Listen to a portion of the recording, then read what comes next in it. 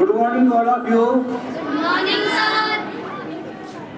बच्चों, आज एक बहुत महत्वपूर्ण दिन है, 25 जनवरी।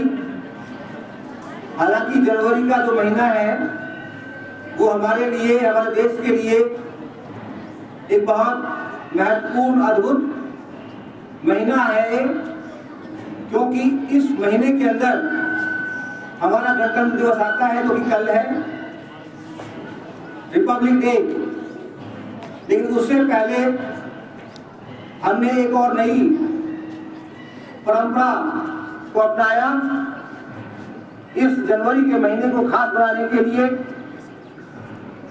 आज 25 जनवरी को पूरे देश में राष्ट्रीय मतदाता दिवस, नेशनल वोटर्स डे भी मनाया जाता है। अब ये नेशनल वोटर्स डे क्यों मनाया जाता है, इसका क्या कारण है, क्या मकसद है, उद्देश्य क्या है, इसके बारे में थोड़ा सा संक्षिप्त में आपको बताऊंगा। जैसे कि नाम से ही स्पष्ट है, मतदाता दिवस, यानी कि ये दिन आपको समर्पित है, मतदाताओं को समर्पित है। आप सभी फ्यूचर वोटर्स हैं।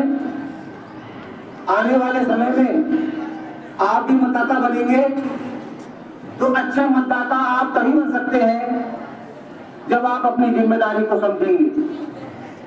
एक मतदाता की जिम्मेदारी क्या होती है, मतदाता एक अपने राष्ट्र के निर्माण में कैसे भूमिका निभाता है, इसको समझना बहुत जरूरी है।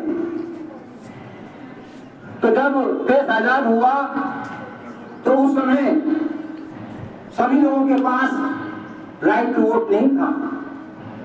1935 के अधिनियम, भारत सरकार अधिनियम या गवर्नमेंट ऑफ इंडिया 1935 के तहत कुछ लोगों को वोट का अधिकार मिला हुआ था और उनकी संख्या मात्र 13% थी।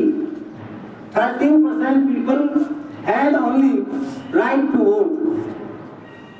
लेकिन जब संविधान लिखा जा रहा था तो संविधान को लिखने का मुख्य कार्य डॉक्टर भीमराव अम्बेडकर को सुपुर्द किया हुआ था, क्योंकि वह ड्राफ्टिंग कमेटी के चेयरमैन थे।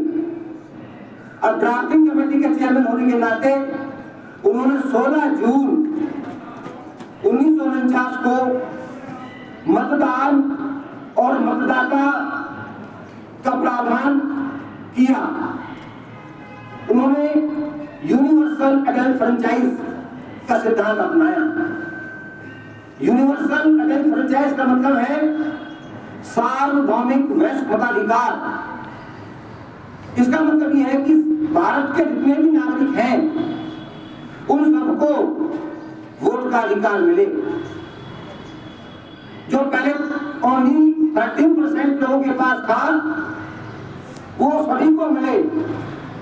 100% यहाँ के सिटीजन हैं सबको मिले, महिला को भी मिले, सभी धर्म के लोगों को मिले, सभी जाति के लोगों को मिले। तो इस पर कुछ विवाद हुआ, लेकिन अंततः इस प्रस्ताव को स्वीकार कर लिया गया और जब देश का संविधान लागू हुआ 26 जनवरी 1950 को, तो सभी को राइट टू वोट मिल गया। अब ये राइट टू वोट लोकतंत्र में बहुत इंपॉर्टेंट है, क्योंकि यह लोगों को सरकार बनाने और सरकार बदलने का हथियार देता है। सरकार बनाना और सरकार को बदलना, ये बहुत इंपॉर्टेंट है, क्योंकि जब लोकतंत्र नहीं था, पूरे विश्व में राजतंत्र हुआ करता था, तो राजा रानी के पेट से पैदा होता था। राजा का जो पद था वो पैतृक हुआ करता था और हर कोई व्यक्ति राजा नहीं बन सकता था। लेकिन लोकतंत्र ने जनता को अपना शासक चुनने का अधिकार दिया और यदि वो शासक अच्छा काम नहीं करता है, यदि वो आपकी सेवा नहीं करता है, तो उसको बदलने का भी आपको अधिकार है। तो भारत में 5 साल के लिए चुनाव होते हैं और 5 साल के बाद फिर से दोबारा चुनाव होते हैं। चुनाव व्यवस्था यहाँ पर चुनाव आयोग करता है, जिसका प्रावधान संविधान के अनुच्छेद 324 में किया गया है।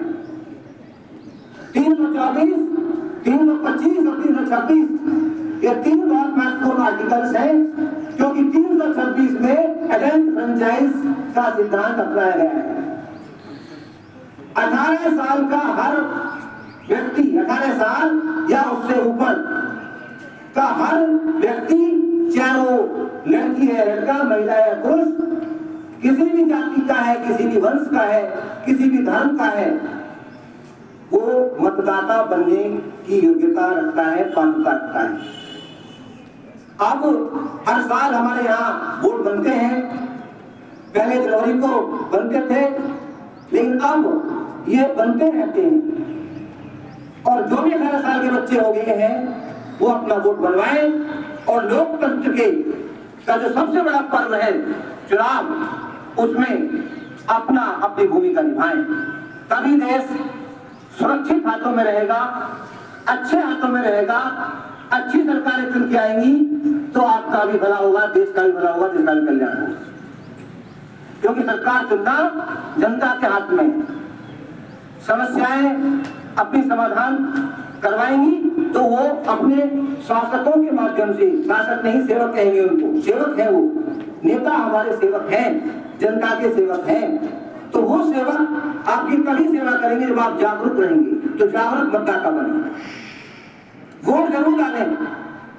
Each and every vote matters. Her vote बहुत इंपॉर्टेंट होता है। कुछ लोग कहते हैं वोट का, एक वोट का क्या, मैं कोई वोट नहीं डालने जाऊंगी या जाऊंगा तो इसका क्या। बहुत सारे लोग हैं वोट डालने वाले, मेरे वोट की क्या वैल्यू है, मेरे वोट का क्या इंपॉर्टेंस है। हर वोट का इंपॉर्टेंस है। अगर सभी लोग ऐसे सोचने लग जाए कि मेरे वोट का क्या होगा, मेरे वोट से कौन सा कोई मंत्री या कोई एमएलए या एमपी बनेगा, तो फिर ये लोग अपने प्रश्न का जवाब कैसे करेंगे। तो अपने पेरेंट्स को भी जब भी वोट का दिन हो, वोट डालने के लिए प्रेरित करें। और जब आप वोटर बन जाएं तो आप भी अपने इस राइट टू वोट को इस्तेमाल करें, क्योंकि यह लोकतंत्र का सबसे इंपॉर्टेंट अधिकार है। इसके बिना आपका कोई वजूद नहीं है। अगर कोई जनता को पूछता है, जनता की कोई सेवा करने के लिए नेता तत्पर दिखाई देता है, तो वो सिर्फ और सिर्फ वोट के अधिकार की वजह से, क्योंकि वोट का अधिकार, रिमोट कंट्रोल आपके पास है सरकार बनाने का और सरकार को गिराने का, सरकार को बदलने का। तो जाना कहते हुए, सर्दी का मौसम है, बच्चे सर्दी महसूस कर रहे हैं बहुत ज्यादा, हमें सर्दी यहाँ महसूस हो रही है। मैं अपनी वाणी को विराम देता हूँ और आपसे पुनः ये अपील करता हूँ कि अधिक से अधिक लोगों को जागरूक करें, राइट टू वोट के इंपॉर्टेंस को बताएं। बहुत बहुत धन्यवाद।